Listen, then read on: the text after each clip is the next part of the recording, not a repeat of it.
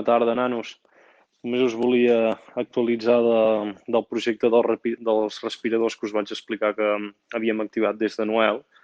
i també per compartir amb vosaltres la frustració i l'impresentable que són els polítics en aquest país de merda perquè veieu com ha anat. Avui hi ha hagut una reunió via Skype amb el Ministeri de Salut en què hi havia com la màxima autoritat d'homologacions d'equipaments mèdics per validar veient cadascun dels projectes quins podien complir perquè es poguessin instal·lar de forma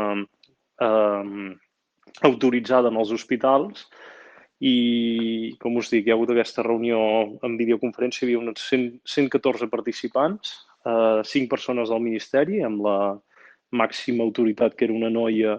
responsable per validar les iniciatives, i en total eren unes 40 iniciatives que es presentaven,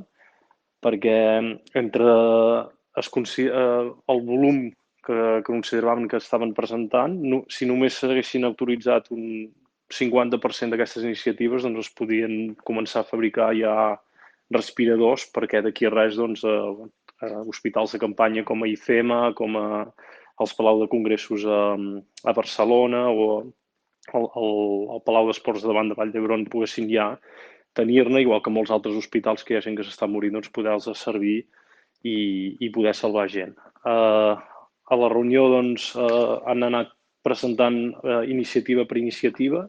fins que s'ha arribat a l'última i de les 40 presentades, ni una les han autoritzat a que es pogués començar a fabricar. I fins al punt que ha sortit un metge desesperat de l'Hospital Clínic dient-los de tot, que no teniu vergonya, que la gent se'ns està morint davant de la nostra cara,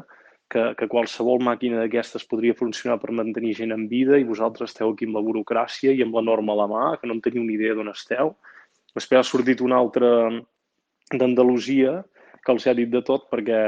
es veu que utilitzant ja uns respiradors d'alguna d'aquestes iniciatives havia arribat a salvar a diferents hospitals d'Andalusia unes 50 persones. I es veu que el Ministeri l'ha amenaçat de denunciar-lo i, a més, han trucat a Hewlett-Packard perquè es veu que un dels components d'aquests respiradors era de Hewlett-Packard i els han dit, deixeu de servir a qui està fabricant aquests respiradors amb el vostre component, si no a vosaltres us pot caure un puro. Ja no poden tenir més respiradors, inclús no homologats, perquè Hewlett-Packard no se la vol jugar a servir els respiradors. I amb tot això, doncs, a nosaltres ens han dit, i a més, dels 40 iniciatives presentades, 5, el respirador és electrònic. És a dir, us vaig ensenyar aquell vídeo que controla digitalment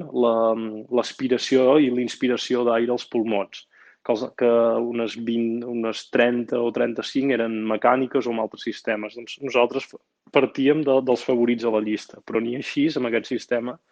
ho han autoritzat. El que hem decidit és que de moment seguim amb el projecte i en alguns hospitals de forma directa doncs els intentarem servir respiradors, però perquè, com veieu, així funciona aquesta merda de país.